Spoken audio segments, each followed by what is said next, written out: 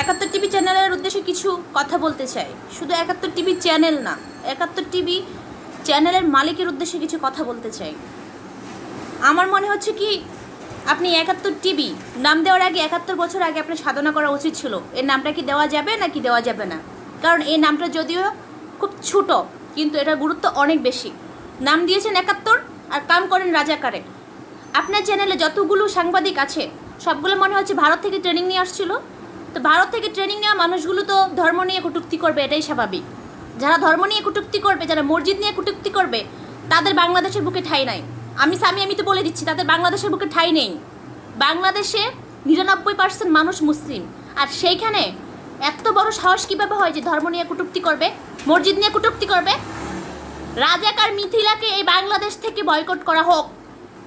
আমি বলছি, ইয়েস, আমি বলছি আমি তো।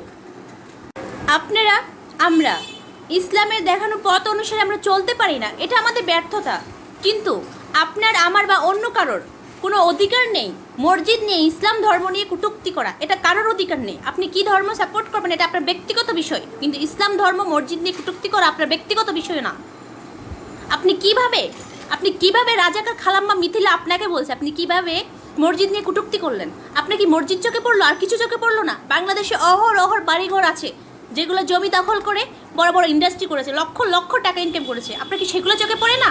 মসজিদটা চোখে পড়লো আপনার? ছি, আপনার লজ্জা করে না? আপনার এই কথার জন্য আপনাকে এই বাংলাদেশ ত্যাগ করতে হবে, ত্যাগ করতেই হবে। বাংলাদেশে হাজার হাজার ব্যবসায়িক আছে যারা কোটি কোটি টাকা দিয়ে জমি কিনে মেল কারখানা করার জন্য তারা ব্যস্ত হয়ে পড়ে। কয়জন মানুষ আছে যে স্বইচ্ছায় মসজিদের জন্য জায়গা দান করেছে? কয়জন মানুষ আছে? হাতে গোনা 1000-এ 4-5 জন মানুষ পাওয়া যায়। আবার আপনারা বড় বড় কথা বলেন।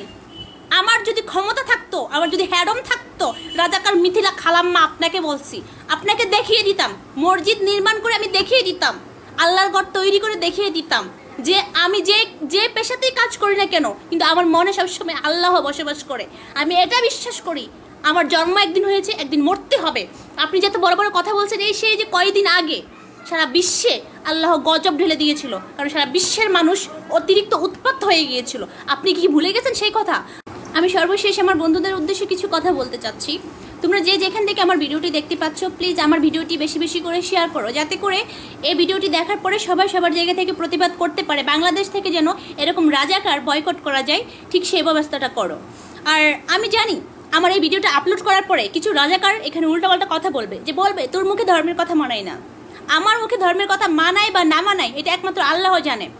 যে মেয়েটিকে বলিস যে তোর মুখে ধর্মের কথা মানায় না, এই মেয়েটি, এই সামিয়া মিতু 7 বছর বয়সে কোরআন শরীফ 2 বার খতম দিয়েছে। আজকে হয়তো পরিস্থিতি, আমার কর্ম আমাকে মিডিয়াতে নিয়ে এসেছে। মিডিয়াতে আসাটা বা কে কোন ধর্ম আছে সেটা বড় কথা না, কিন্তু কারো ধর্ম নিয়ে কটূক্তি করাটা হচ্ছে সব থেকে বড় কথা।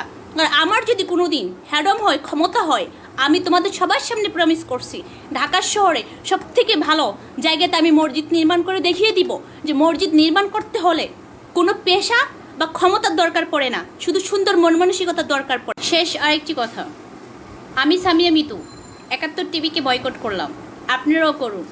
যেখানে 71 টিভির কোনো নিউজ দেখতে পাবেন সেখান থেকে চোখ ফিরিয়ে নেবেন। 71 টিভির কোনো ইউটিউব চ্যানেল, কোনো ফেসবুক পেজ, 71 টিভি চ্যানেল আপনারা কেউ দেখবেন না। সবার কাছে আমার অনুরোধ রইল। ধন্যবাদ।